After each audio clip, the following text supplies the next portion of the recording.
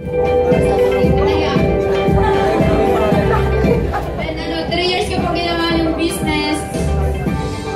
Part-time. So yun, part-time, pinart-time ko lang po. Then ginawa ko lang yung baby na po, ibigay. Kaka-resign ko lang po noong June 15 sa ako po yung mga galing. Kagandahan po doon, pag-resign ko po, binigay na ng blessing yun. Nailabas ko po yung first year ko noong June 30. Para po naman na.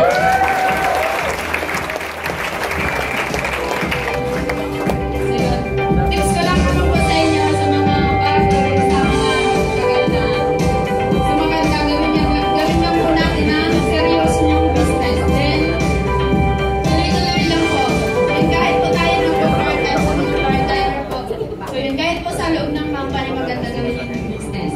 Ganun po ako kasi kahit mga visor ko yun, ino-OPP ko yun. Then, kagandahan doon, pagka nagka-resulta kayo, madami talagang may inspire. Maraming magpapayaman.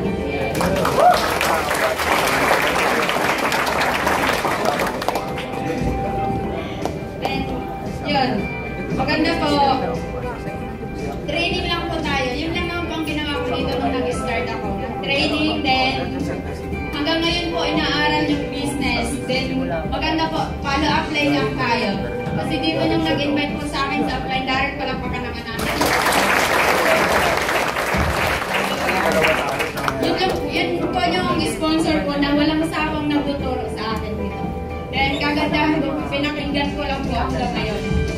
Then, sa mga applyin ko din, sa applyin Rico, palakpakan natin.